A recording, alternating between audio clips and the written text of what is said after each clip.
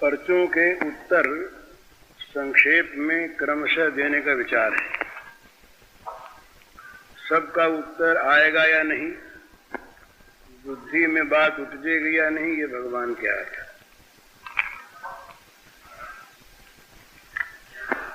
सजातीय वस्तु का ग्रहण जल्दी होता है और विजातीय का देर से होता है। अपने जिस प्रकार के भाव हैं, विचार हैं, उसी प्रकार की वस्तु यदि मिल जाती है तो उसका ग्रहण जल्दी होता है, और उससे विरोधनीय वस्तु यदि अच्छी भी है तो उसके ग्रहण करने में जरा कठिनता होती है। तो इसलिए साधना में जिसकी जो साधना हो उसके अनुकूल पदार्थों का, परिस्थितियों का संग्रह और संग करना उचित है। जैसे एक आदमी भगवान श्री कृष्ण का उपासक है, एक भगवान शंकर का उपासक है, किसी का कोई उपासक हो, वो यदि दूसरी चीजों को बार बार सुनता रहे, उसकी विरोधी चीजों को भी सुनता रहे, तो क्या होगा, उसकी बुद्धि उसे ग्रहण तो करेगी नहीं पूरा पूरा, और अपने विषय में संदेह पैदा हो जाएगा, ये करें कि वो करें। तो ऐसी अवस्था में उसके लिए वो चीज अच्छी होने पर भी साधन में विघ्न कारक होती। तो साधना का स्वरूप दूसरा है और सुनने की कौतूहलता का रूप दूसरा है। ये बड़ा अंतर है भला। ये तो उत्तम के अस बस मन माही, सपन्युवान पुरुष जग नाही। ये मनोविज्ञान का नियम, साधना का नियम, जिस विषय में जो लगा रहना चाहता है वो उसी के बात सुने, उसी की कहे, उसी को देखे, उसी का मनन करे, तो क्या होता है कि उसके विचार परिपक्व होते हैं, बद्ध मूल होते हैं। और यदि वो बार बार नई चीजें सुनता, बार बार नई चीजें देखता, तो उसकी जानकारी तो बढ़ सकती है विविध वस्तुओं की, पर वो जानकारी भी सब अधूरी रहेगी, क्योंकि पूरी जानकारी के लिए पूरा जीवन लगाने की आवश्यकता है। तो वो अर्ध ज्ञान उसका रहेगा, थोड़ा इसका, थोड़ा उसका, थोड़ा उसका। तो मोदी की दुकान रहेगी, वो साधना मंदिर नहीं होगा। तो जिसको अपने साधना मंदिर का निर्माण करना है, उसको तो अपने साध्य को लेकर के ही चलना है, वो चाहे दूसरों की दृष्टि में निकृष्ट हो। और ये सिद्धांत है कि भगवान को लेकर यदि मनुष्य चलता है सच्चे अर्थ में, तो वो चाहे अपने भगवान का रूप कुछ भी करे, भगवान का अपना रूप तो अपना है ही ना। तो जब कभी भगवान कृपा कर कर उसको अपने रूप का दर्शन कराएंगे तो नकली नहीं कराएंगे, क्योंकि उनके पास नकली चीज है नहीं। तो इसलिए जिस किसी भी साधन में जो व्यक्ति लगा हुआ हो, उसी साधन के अनुकूल प्रसंगों को, संगों को देखे, उन्हीं का मनन करे, उन्हीं में रमे, उन्हीं में रुचि रखे, तो उनका ग्रहण जल्दी होता है, साधना परिपुष्ट होती है। और यदि वो भगवान के लिए है तो भगवान दयामय, भगवान सर्वज्ञ, वो जानेंगे कि ये मेरे लिए कर रहा है, तो कहीं भूल त्रुटि होगी उसको भगवान निकाल देंगे। तो उचित यह है कि अपने मार्ग पर चलता रहे। अपना इष्ट बड़ा अच्छा, दूसरे के इष्ट बड़े अच्छे, पर हमें तो भाई इसी की आवश्यकता है। ठाकुर नंद किशोर हमारे, ठकुरायन वृषभानु लली, और को समझे सो समझे, हमको इतनी समझ भली। इससे बड़ी समझ भी हो सकती है, इससे अच्छा भी भगवान का रूप हो सकता है, इससे बड़ा विलक्षण सूक्ष्म बुद्धि में आने वाला भगवान का तात्विक स्वरूप भी हो सकता है, वो सब ठीक है। पर हमको तो इतनी बुद्धि अच्छी है, इससे आगे की बुद्धि जो इस इष्ट को खो दे। एक बार यशोदा मैया को जरा अच्छे अच्छे ब्राह्मण ऋषि मुनि आ गए, उनका संग आया, तो थोड़ी देर के लिए उनका भाव पलटा संग से। सब ऋषि मुनियों ने बड़े दयालु, पर आंख तो अपनी अपनी होती है ना। उन ऋषि मुनियों ने, महात्माओं ने बड़ी दया करके बड़े स्नेह से कहा, नंदरानी देखो भाई, तुमसे एक अनुरोध है, तुम हो बड़ी अच्छी, तुम्हारा स्वभाव बड़ा साधु, तुम्हारे आचरण बड़े पवित्र, तुम सब प्रकार से भगवत प्राप्ति के योग्य, ज्ञान प्राप्ति के योग्य, तुम इस लड़के में जो इतना मोहित हो रही हो, ये जरा कम करो। तो बोले कैसे कम करें? तो कहा भाई ज्ञान को प्राप्त करो, ज्ञान के प्रकाश में जितने भी ये तम हैं माया के, ये सब हट जाते हैं और यथार्थ वस्तु के दर्शन होते हैं। तो वही सबका ध्येय होना चाहिए, सबके लिए उचित है। तो थोड़े काल के लिए उन्होंने क्या किया, बोले अच्छा आप कहो वैसे करें।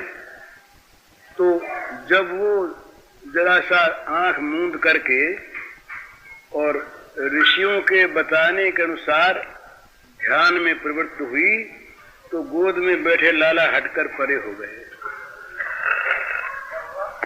गोद में बैठे लाला हटकर परे हो गए। वो जब तक देख रही थी लाला की ओर, तब तक तो लाला मंत्र मुग्ध से मैया की ओर देख रहे बड़े मजे में।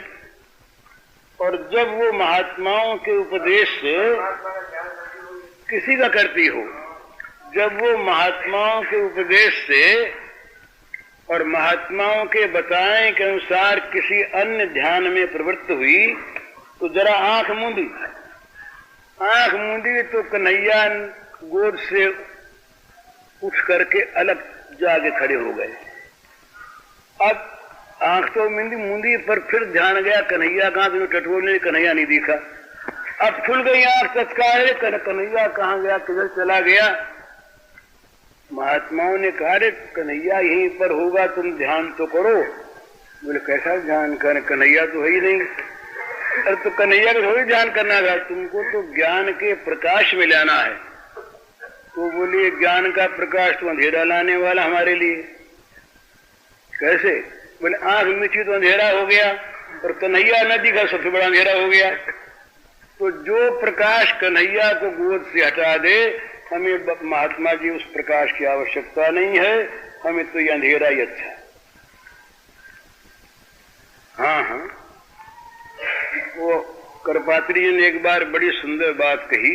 करपात्री जी ने, उन्होंने कहा कि जो ज्ञान भगवान श्री कृष्ण को मन से हटा दे, उस ज्ञान में आग लग जाए। ये उनके शब्द, महाराज मेरे शब्द। और मधुसूदन सरस्वती ने तो 15वें अध्याय की टीका में लिखा, मधुसूदन सरस्वती ने, अजमेर सिद्धिकार, वो कहते हैं कि जो श्री कृष्ण को भगवान नहीं मानते वो नरकगामी होंगे।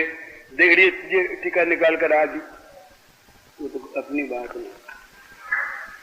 तो अपनी अपनी आंख और अपने अपने भगवान एक होने पर भी विभिन्न होते हैं। भगवान दो चार नहीं। तो साधना में साधक के लिए ये आवश्यक है कि निर्गुण का साधक बार बार सगुण की चर्चा न करे, कोई आवश्यक नहीं। वो अपने मार्ग पर चलता रहे। भगवान तो निर्गुण है ही, जहां हम उनको सगुण मानते हैं वहां भी निर्गुण ही है। वहां की व्याख्या भगवान ने स्वयं की। पद्म पुराण में भगवान शंकर के साथ भगवान श्री कृष्ण का संवाद है। उसमें उन्होंने सगुण की निर्गुणता का और साकार की निराकारिता का अर्थ समझाया है श्री कृष्ण ने, शंकर जी। तो उन्होंने वहां पर कहा कि मेरे जो गुण हैं वे गुण प्राकृतिक गुण नहीं हैं, सत्व रज तम जो हैं ये गुण मेरे में नहीं है। मेरे जो गुण हैं वो स्वरूप भूत गुण हैं। तो इन गुणों से मैं सर्वथा रहित, इसलिए मैं सगुण भी निर्गुण हूं। और मेरा जो स्वरूप है ये आकार श्री विग्रह, ये पांच भौतिक आकार वाला नहीं। तो पांच भौतिक आकार से रहित होने के कारण मैं साकार होता हुआ भी निराकार हूं। तो इसलिए उनमें सगुण में भी निर्गुणता और साकारता में भी निराकारता नित्य प्रतिष्ठित रहती है। और जहां साकारता और सगुणता को हम नहीं देखते वहां वो निर्गुण निराकार है ही। इस अवस्था में निर्गुण का उपासक सगुण वाले को मंद अधिकारी तो न बतावे, नीचा तो न बतावे, खंडन मंडन न करे, तो अपने निर्गुण के मार्ग पर सीधा चलता चले, ये उसके लिए आवश्यक है। इसी प्रकार साकार सगुण भगवान की पूजा करने वाले उपासक जिस रूप और जिस नाम में उनकी रुचि हो उसी में लगे रहें और उसी की अनुकूल बातों को सुनते देखते रहें। ये इसलिए ये जो संप्रदाय है ना, संप्रदायों को अगर अच्छी दृष्टि से हम देखें तो बड़े काम की चीज। भाई बार बार मार्ग बदलते रहना, आज एक कल दूसरा परसों तीसरा, तो किसी मार्ग पर भी आगे नहीं बढ़ सकता। तो अपने मार्ग पर चलते रहना, ये अपने संप्रदाय के अंतर्गत रह करके भगवान को पाने की चेष्टा करना, इसमें क्या बुरी बात है। तो इस दृष्टि से गुरु इष्ट संप्रदाय ये सब अलग अलग हुआ करते हैं और इनका अलग होना रुचि के अनुसार होता है। साधन अनेक साध्य एक, ये सिद्धांत है भला। सबको एक रस्सी में बांध करके नहीं ले जाया जा सकता, विभिन्न रुचि के लोग हैं। कल एक माई ने कहा कि शीतला और दुर्गा तो एक है, वो शीतला दुर्गा तो एक है, इसमें कोई संदेह नहीं, पर वो गधे पर चढ़ती है, वो सिंह पर चढ़ती है।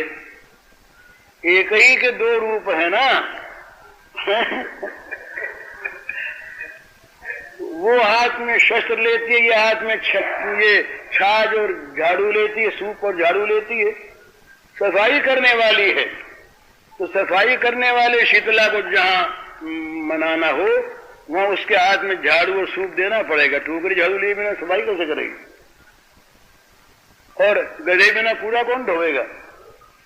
तो जरूरत है जहां किसी दैत्य के सामने जाना हो वहां दुर्गा, वो दशप्रहरण धारिणी माँ दुर्गा सिंह वाहिनी वो, और जहां किसी रक्त बीज का रक्त पीना हो वहां चामुंडा देवी आवेंगी। तो चामुंडा में, शीतला में, दुर्गा में, लक्ष्मी में, सरस्वती में, महाकाली में, तारा में अंतर नहीं, परंतु महद अंतर है। अपने अपने स्थान में अलग अलग साधना की आवश्यकता होती है। हर आदमी, बच्चे की साधना पढ़ाई अलग और एमए क्लास वाले के अलग, पढ़ना दोनों को है। और इसी प्रकार से एमए क्लास में भी किसी ने साइंस लिया है, किसी ने कॉमर्स लिया है, कोई कानून का विद्यार्थी है, तो सभी एमए क्लास के हैं, पर सबकी रुचि अलग अलग, सबकी शिक्षा अलग अलग, और शिक्षा के बाद एमए डिग्री में भी उनके अलग अलग वर्ग होते हैं। भाई ये साइंस का एमए है, ये विज्ञान का एमए है, ये कॉमर्स का एमए है, अलग अलग होते हैं। तो इसलिए अलग अलग होना कोई बुरी चीज नहीं है और उसकी आवश्यकता है। उसमें अगर घोल मटोल कर दें तो न इसका रहेगा न उसका रहेगा। तो ये जो बहुत सुनना बहुत कहना है, ये साधकों का काम नहीं है। ये तो सुनने के शौक वालों का और कहने के शौक वालों का काम है। अच्छी शौक है इसलिए अच्छी बात है, बुरी चीज नहीं, इससे लाभ होगा इसमें कोई संदेह नहीं। भगवान के गुणानुवाद अच्छी बातें कैसे भी कार्य में जाएं ये लाभदायी नहीं है, जरा भी संदेह नहीं, तो इसका खंडन जरा भी नहीं, जितना प्रचार उतना अच्छा। तथापि जो एकांत साधक है उसके लिए बहुत सुनने की, बहुत जानने की आवश्यकता नहीं। थोड़ा जाने, थोड़ा सुने, और जो जाने जो सुने उसको जीवन में उतारना शुरू कर दे, ये साधक का काम। आज एक बात सुनी, कल दूसरी सुनी, आज एक का खंडन किया, कल दूसरी का मंडन किया, इसमें उसका जीवन चला जाता है। तो पक्षपात तो न करे, पर अपनी चीज को अपनी ही माने। अरे भाई, दूसरे का पति बड़ा सुंदर, बड़ा अच्छा, बड़ा गुणवान, पर पतिव्रता के लिए तो अपना वो काला कलूटा जैसा गुणहीन भी अगर पति है तो वही उसका है।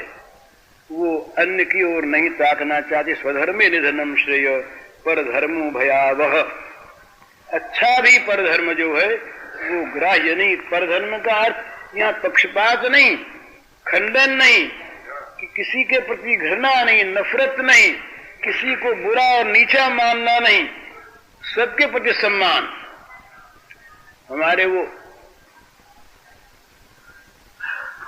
ऑफिस में टंगी रहती ईसा की तस्वीर है। हम ईसा बड़े प्रिय हैं और हम वैसे कूपमंडूक सनातनी माने जाते हैं। तो एक सज्जन आए सनातन धर्मावलंबी। सनातन तो हम भी अपने को मानते हैं, चाहे हम गिरे हुए सनातनी हों, ये दूसरी चीज है। तो उन्होंने कहा कि ये आपने ईसा की तस्वीर क्यों लगा रखी है यहाँ पर? मैं कहा अच्छी लगती है। अच्छी लगती है, लगा रखी। बोले कि धर्म नहीं। हमने कहा धर्म सही, अधर्म सही। धर्म की बात हम आग्रह करें तब न हमारा धर्म है। हमको ईसा अच्छा लगता है, ईसा का त्याग हमें अच्छा लगता है, ईसा की शांति हमें अच्छी लगती है। वो हमने माना कि ईसा का धर्म भी हमारे ही धर्म का, हिंदू धर्म का ही एक अंश मात्र है, ये मानते हैं। पर ईसा से हमारा विरोध क्यों हो? बुद्ध का नाम लेने में हमको डर क्यों लगे? हैं? क्यों डर लगे? कुरान की अच्छी बात भी अगर हम अच्छी बताएं तो हम भयभीत क्यों हो जाएं? अरे सारे भगवान, एक ही भगवान का तो सब पसारा है ना। हम किसी चीज को अच्छी न समझें, उसको न माने। अरे हमारे यहां भी अगर कोई खास आग्रह ऐसी बात का हो कि जिसको हम पाप समझते हैं, हमारी बुद्धि पाप कहती है, दूसरे शास्त्र पाप कहते हैं, हमारे लिए आवश्यक नहीं कि उसको हम करते ही रहें, इसलिए कि वो हमारे पोथी में लिखी इसलिए करनी है। तो शास्त्र को मानना है, शास्त्र के अनुसार चलना है। पर शास्त्र के साथ साथ मनु महाराज के कथनानुसार दो बात और होनी चाहिए, सत्पुरुषों के द्वारा आचरित हो और अपने मन को भी मान्य हो। इसके बिना केवल शास्त्र पर काम नहीं चलता। तो इसलिए ये बुद्धिमानी के साथ, विचार के साथ आवश्यक है कि जिस मार्ग में हम लगे, जिस साधन में हम लगे, उसी साधन के सजातीय विषयों का हम अनुशीलन करें तो हमारे साधन में प्रगति होगी। दो चीज साधक के लिए बड़ी आवश्यक है। भला दो चीज बड़ी आवश्यक है, इसके बिना काम नहीं चलता। एक तो दूसरे का खंडन मंडन करने के लिए किसी दूसरे मत का श्रवण मनन न करें, और एक अपने इष्ट और अपने साधन में कभी हीन बुद्धि न करें। जब अपने साधन और अपने इष्ट में हीन बुद्धि आई, वही साधना ढीली हो जाएगी, तत्काल ढीली हो जाएगी। बोले ये तो हम करते तो हैं, पर ये शायद ठीक न हो। जहां शायद आया वही जीवन हिल गया। शायद आते ही जीवन का जो एक अचल और अटल भाव है वो तत्काल हिल जाता है, और वो हिला कि साधना नष्ट होने लगी। तो इसलिए बड़ी आवश्यक बात है अपने साधन पर अटल रहे और दूसरे के साधन की ओर न ताके, न उसे बुरा बतावे और न उसे किसी प्रकार से खंडन मंडन की चीज बनावे, अपने मार्ग पर सीधा सीधा चलता रहे तो वो साधना उसकी आगे बढ़ेगी और वो उसमें कामयाब होगा।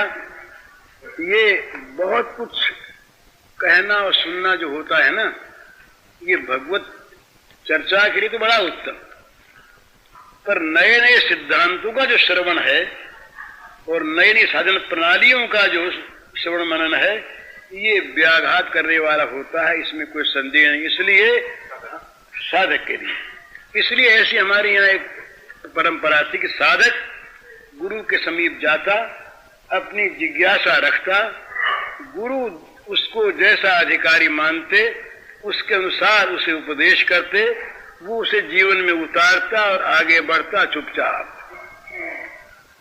यही।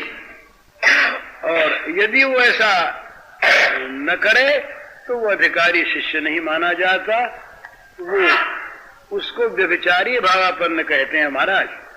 जो आज एक को, कल दूसरे को, परसों तीसरे को बदलता रहे साधन को और साध्य को, उससे काम नहीं चलता। अपना साध्य एक और अपना साधन एक, इसमें निरंतर लगा रहे।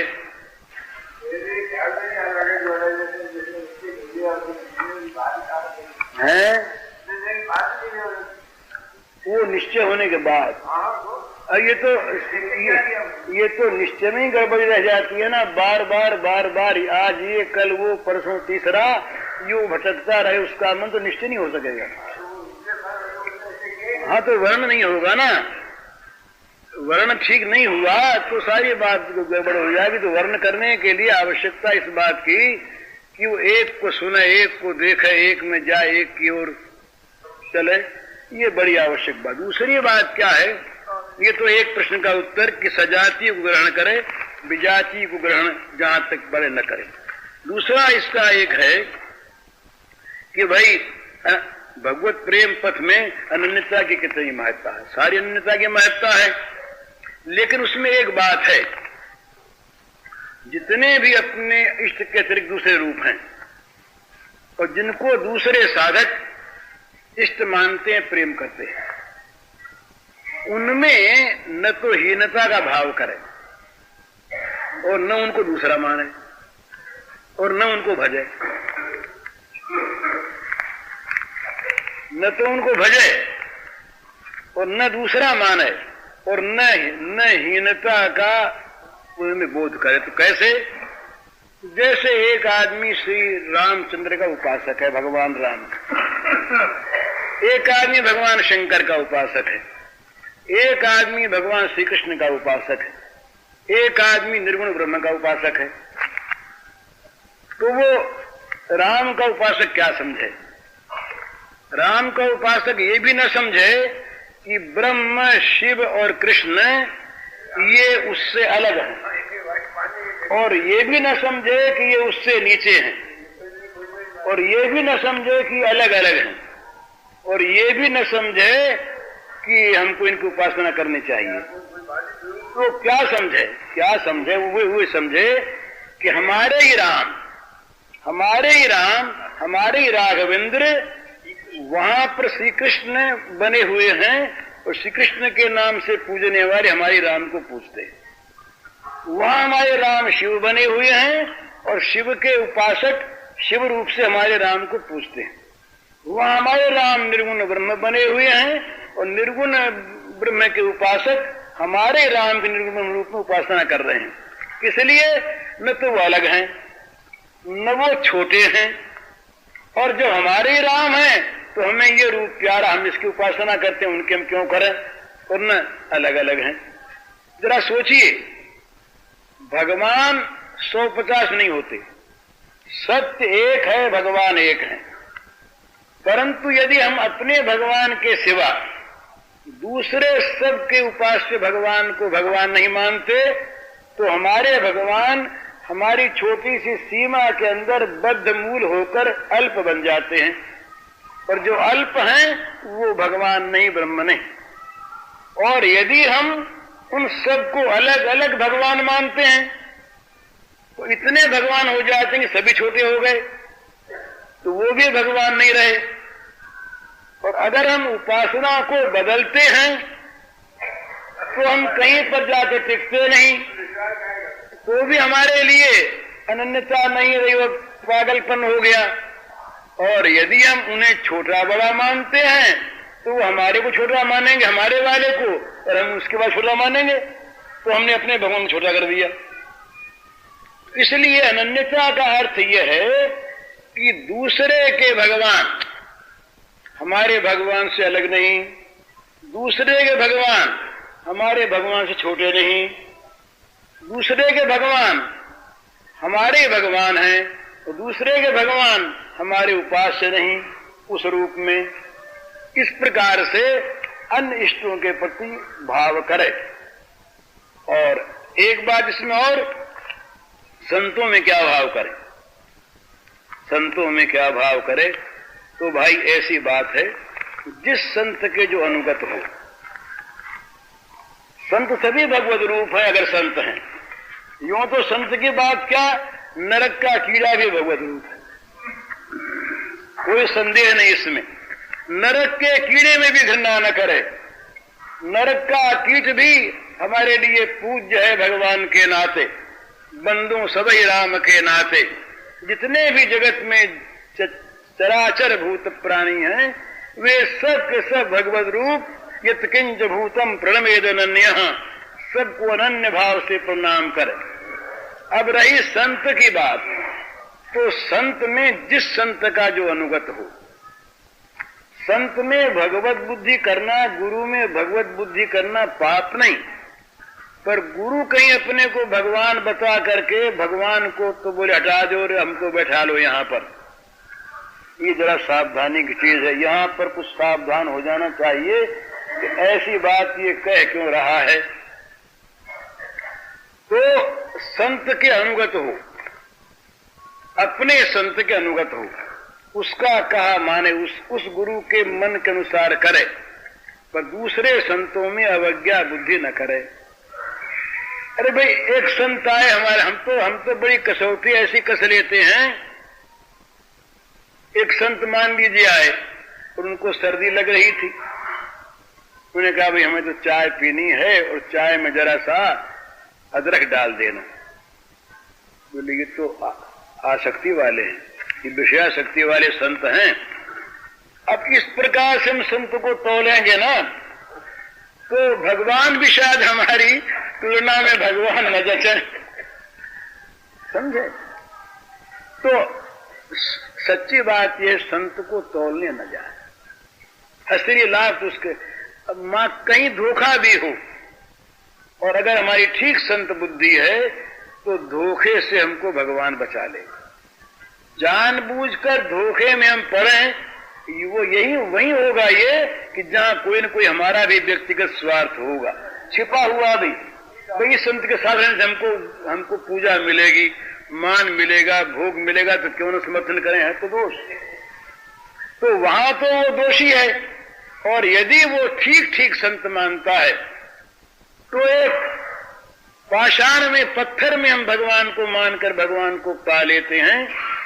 किसी चेतन में, चाहे उसके आचरण कैसे ही हो, हम अगर भगवान को मानेंगे तो वो अपने आचरणों से भले ही दूषित हो, पर हमारे लिए उसमें भगवान प्रकट हो जाएंगे, इसमें कोई संदेह की बात नहीं। ये श्रद्धा विश्वास अपनी बात। तो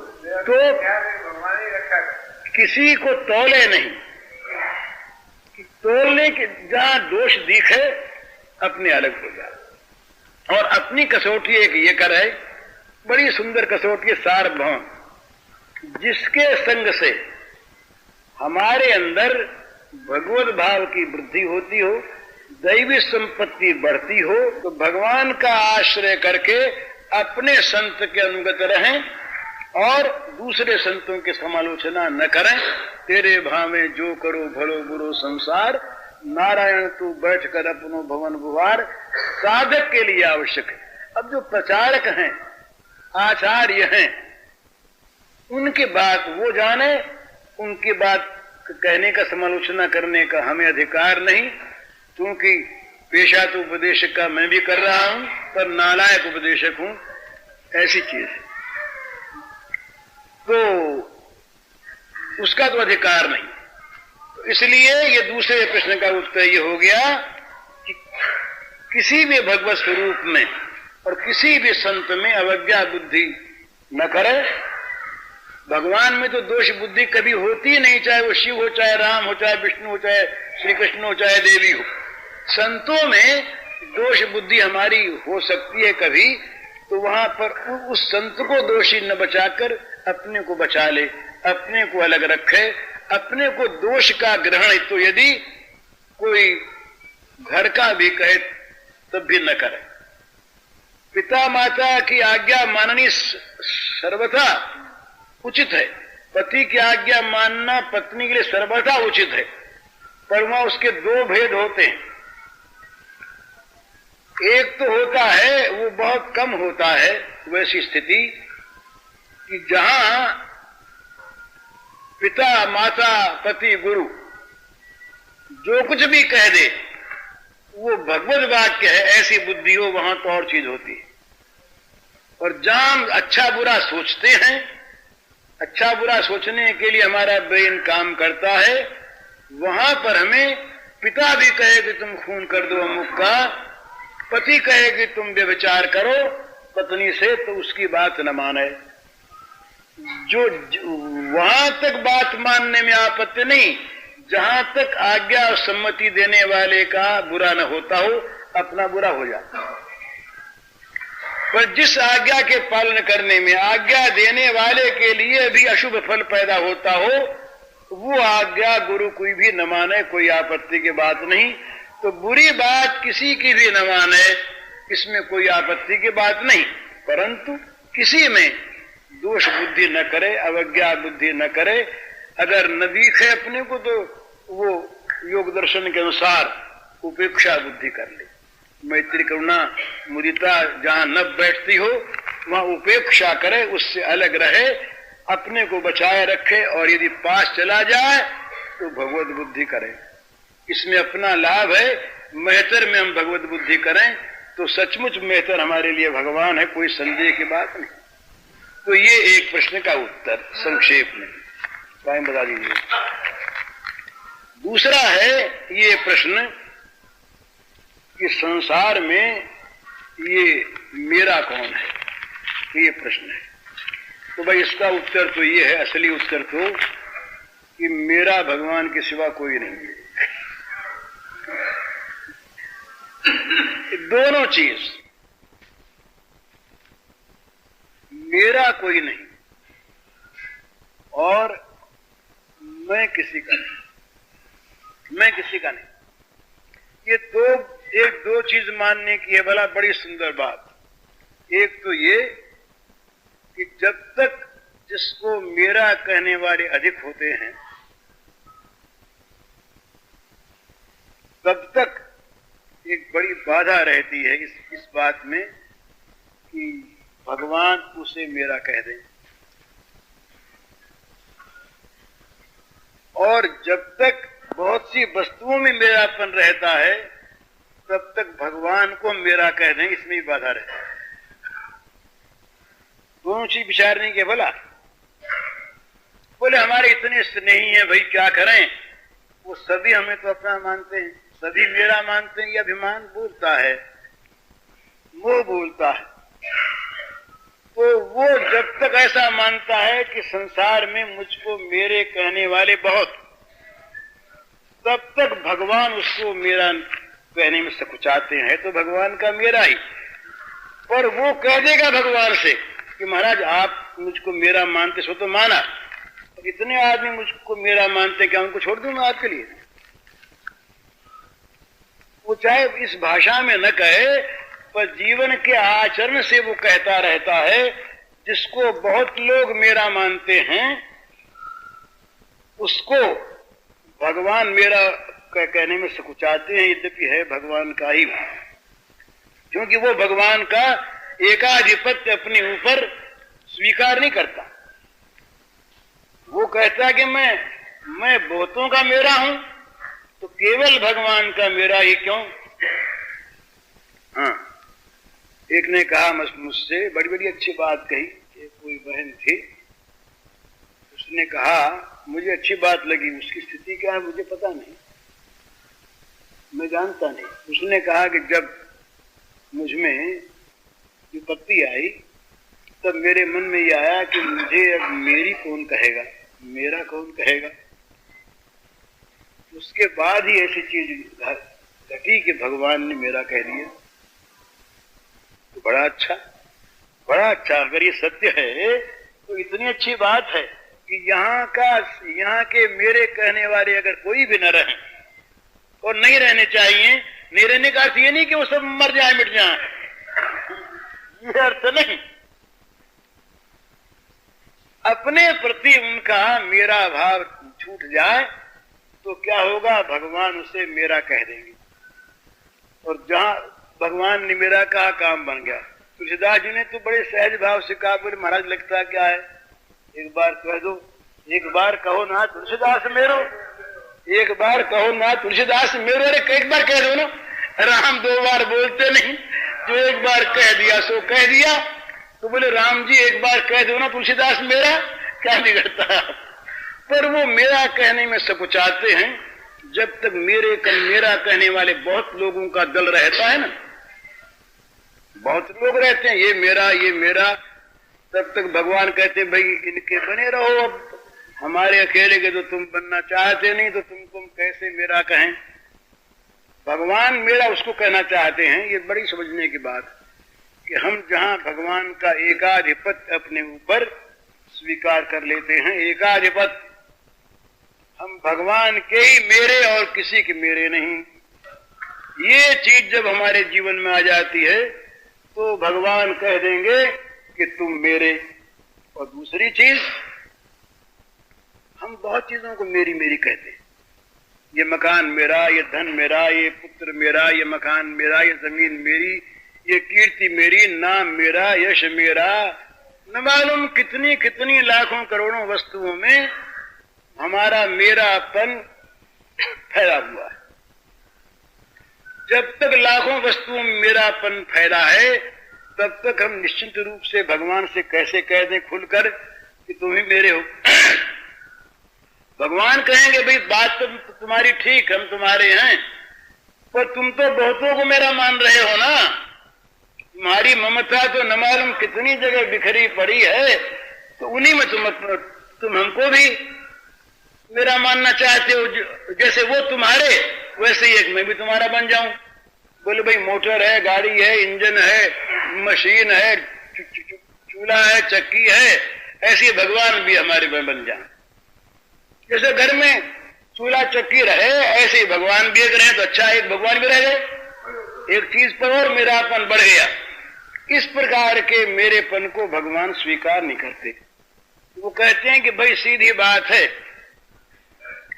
अगर तुम चाहते हो मुझको अपना बनाना तो सारी ममता जो है ये केवल मेरे में केंद्रित हो कर दो। दोनों बात, मुझे अपना अधिकार पूरा कर लेने दो या मेरे पर तुम पूरा अधिकार कर लो, अधूरा नहीं। या तो तुम केवल मेरे बन जाओ, तुम पर मेरा पूर्ण अधिकार हो जाए, तुमको मेरा कहने वाला मेरे सिवा कोई रहे नहीं, तुम मेरी चीज बन जाओ, दूसरे की चीज नहीं। दूसरे की चीज तुम अगर बनने जाओगे मेरी बनने के साथ साथ तो मैं भैया नाराज हो जाऊंगा। ये भगवान कहते, नाराज होने का अर्थ यही कि तुमको मेरा कहने में संकोच करूंगा, और या तुम मेरे पर पूरा अधिकार कर लो, मुझको ही मेरा मान लो और किसी वस्तु में मेरापन मत रखो, तो तुम्हारा काम हो जाएगा। तो क्या करें? तो भगवान से प्रार्थना करें हम कि जिससे हमारे ऊपर से सबका मेरापन उठ जाए और हमारा सबसे मेरापन उठ जाए, हमारे ऊपर भगवान का एकांत अनन्य मेरापन हो जाए और हमारा भगवान में एकांत अनन्य मेरापन हो जाए। भगवान ये कह सकेंगे तुम मेरे, और हम ये कह सकेंगे भगवान तुम ही मेरे। ये दोनों बातें भगवान को स्वीकार है। तो जगत में जहां मेरापन कहते हैं, जगत में जहां हम अपने को किसी का मेरा बनाते हैं, ये दोनों ही हमारे लिए खतरनाक चीज है, भ्रांति है। तो भगवान के नाते सबको मेरा कहे, इसमें आपत्ति नहीं। जैसे मैनेजर अपने फर्म की सारी चीजों को मेरा कहता है, मेरा शब्द कहने में कोई आपत्ति नहीं। शब्दों से डरना और शब्दों को बदल लेना, स्वरूप नहीं बदलता इससे। हम कहें कि बोले ये शरीर उस पार जाएगा, और हम कहें कि हम उस पार जाएंगे, इसमें कोई भी गड़बड़ी नहीं है। चाहे शरीर कहे और चाहे मैं कहे, पर शरीर में मैं बना है और शरीर हम अलग कहते हैं तो कोई बात नहीं। और इस मैं में अगर मैं नहीं है और मैं कहते हैं तो कोई आपत्ति की बात नहीं। भाषा से कुछ बनता बिगड़ता नहीं, असल में भाव से होता है। तो संसार की वस्तुएं रहें, कोई आपत्ति नहीं, उनका हम उपयोग भी करें, उनकी संभाल भी करें, पर करें वैसे ही जैसे मैनेजर अपने मालिक की वस्तु की करता है। उसे मेरा मेरा भी कहता है। आज हम अपनी दुकान गए थे, आज हमने अपना ये काम किया, ये हमारी चीज है। नौकरों से कहेगा वो मैनेजर कि देखो वो चीज हमारी है, भला ठीक से रखना। हमारी माने अपनी, और अपनी माने मालिक की।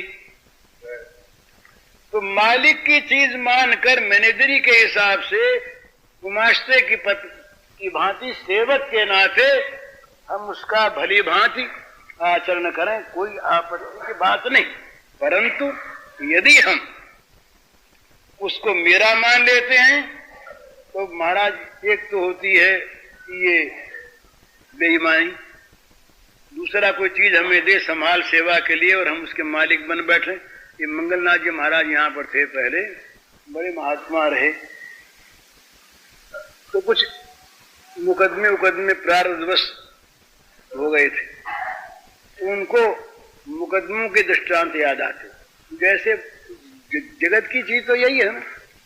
तो एक दिन बोले वो कि भैया एक बात याद रखो, अगर मालिक की चीज को अपनी मान बैठोगे तो तुम्हारी चीज तो रहेगी नहीं, तो तुम मालिक के तुमसे छिन जाएगी, पर तुम पर बेईमानी का मुकदमा चलेगा और तुम्हें जेल हो जाएगी। चीज भी गई, इज्जत भी गई और जेल भी हो गई है।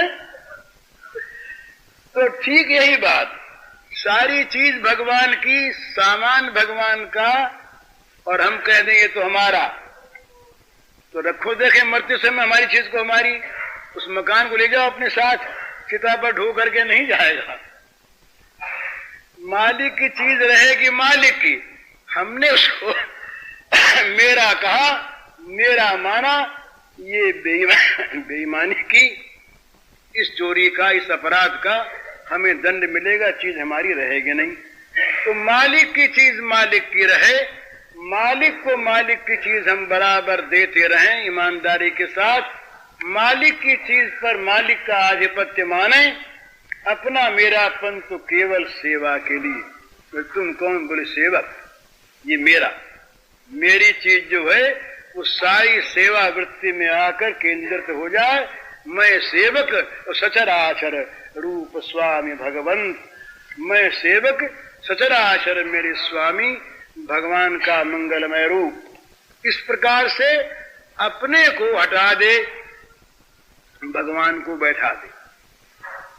जगत में मेरेपन को दूर कर ले और उसकी जगह भगवान को बैठा दे, और अपने ऊपर भगवान का पूर्णाधिकार स्थापित करवा दे।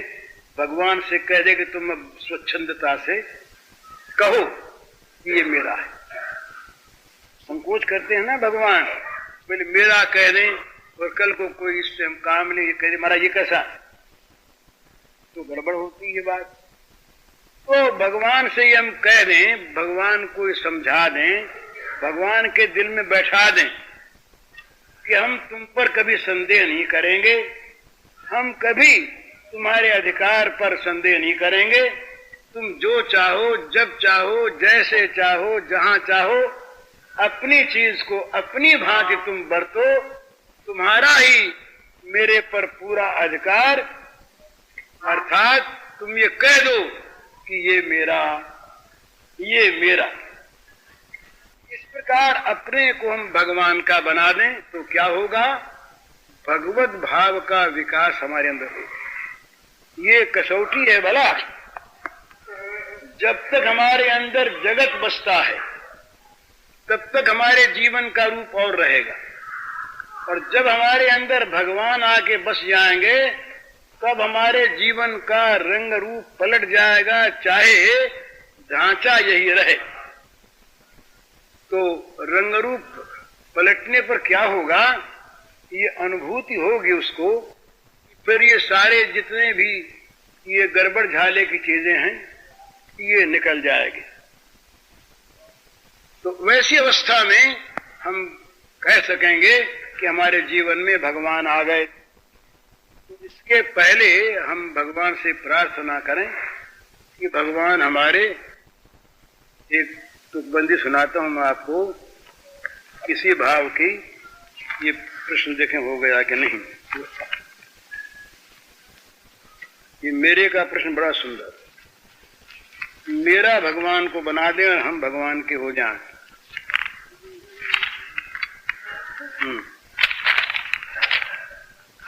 जब तक जग में रहते मुझको मेरा कहने वाले, तब तक तुम हो दूर खड़े हंसते हो सदा निराले। भगवान से कहता है, जब तक जग में रहते मुझको मेरा कहने वाले, तब तक तुम हो दूर खड़े हंसते हो सदा निराले। जब तक रखते मोहग्रस्त मुझको ये डाले घेरा, मेरा मेरा कहने वाले, जब तक रखते मोहग्रस्त मुझको ये डाले घेरा, तब तक तुम कहते सकुचाते खुलकर मुझको मेरा, तब तक तुम कहते सकुचाते खुलकर मुझको मेरा। जब तक जग के प्राणी पदार्थों को मैं कहता मेरा, जब तक जग के प्राणी पदार्थों को मैं कहता मेरा, तब तक तुमको कभी नहीं कह पाता खुलकर मेरा, तब तक तुमको कभी नहीं कह पाता खुलकर मेरा।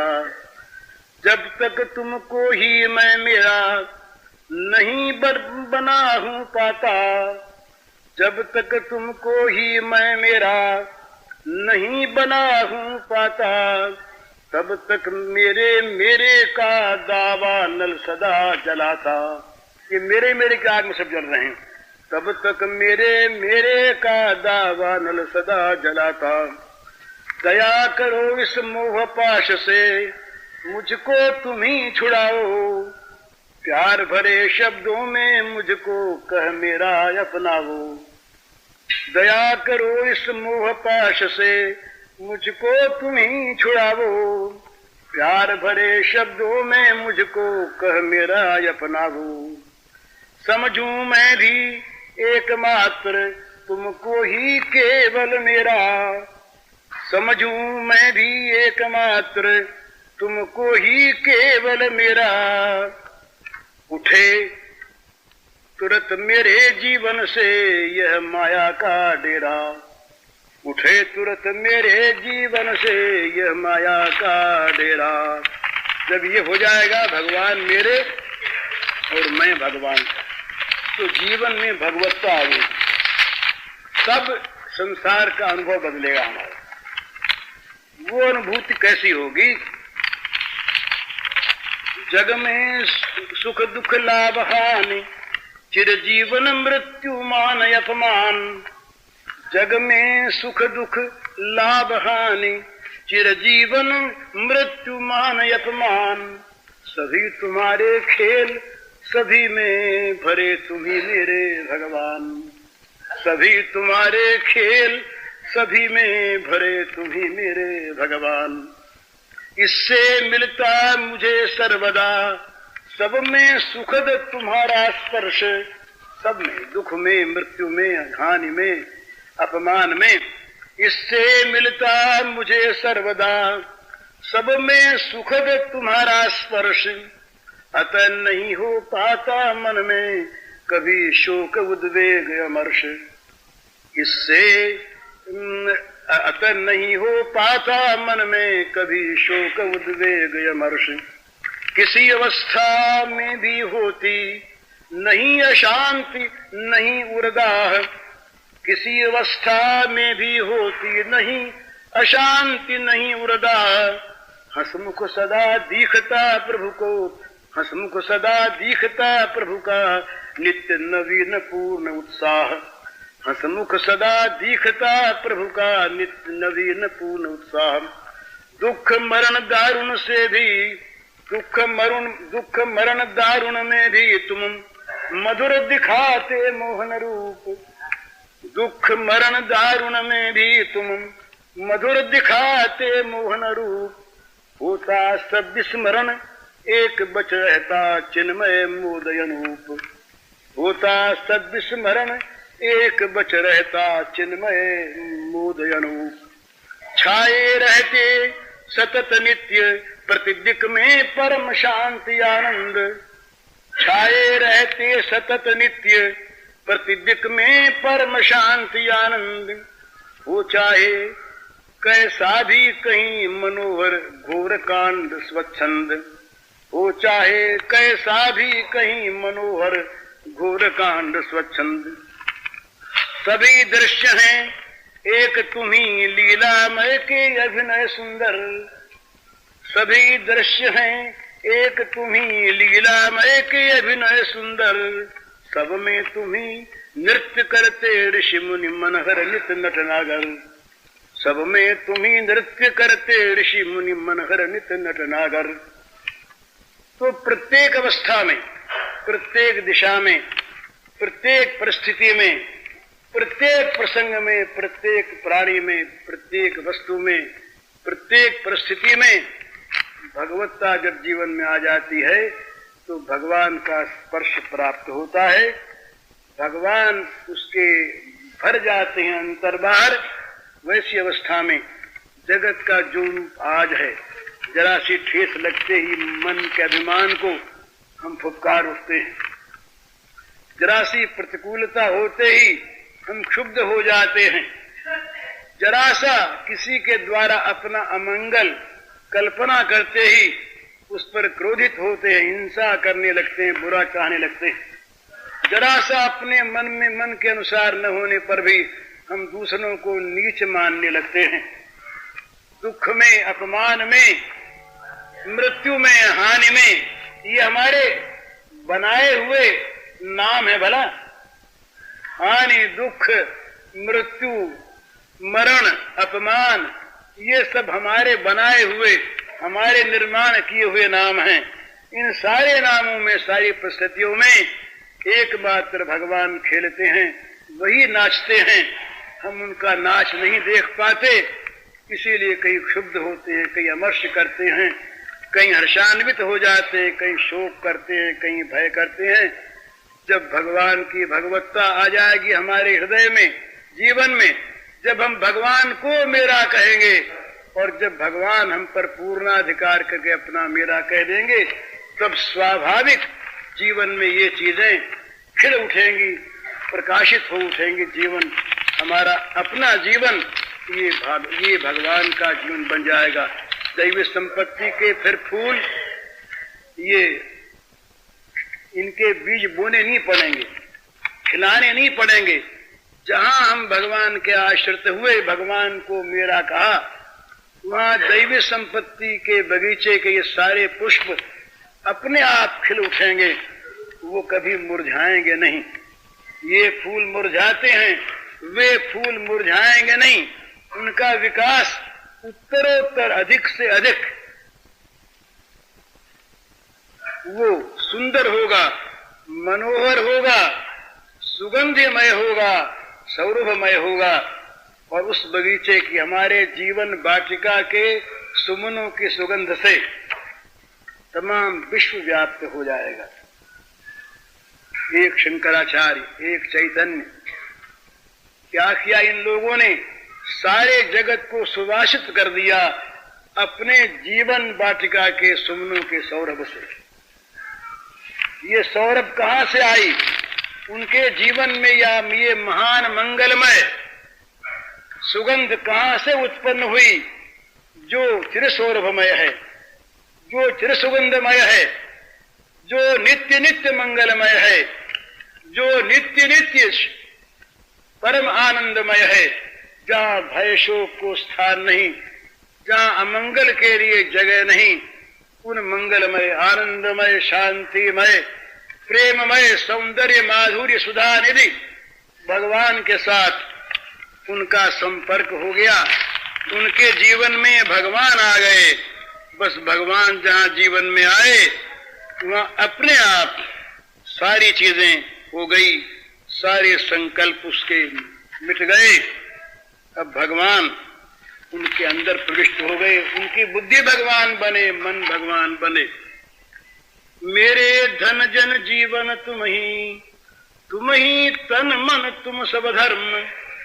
मेरे धन जन जीवन तुम ही तन मन तुम सब धर्म। तुम ही मेरे सकल सुख सदन प्रिय निज जन प्राणों के मर्म। तुम ही मेरे सकल सुख सदन प्रिय निज जन प्राणों के मर्म। तुम ही एक बस आवश्यकता, तुम ही एक मात्र हो पूर्ति। तुम ही एक बस आवश्यकता, तुम ही एक मात्र हो पूर्ति।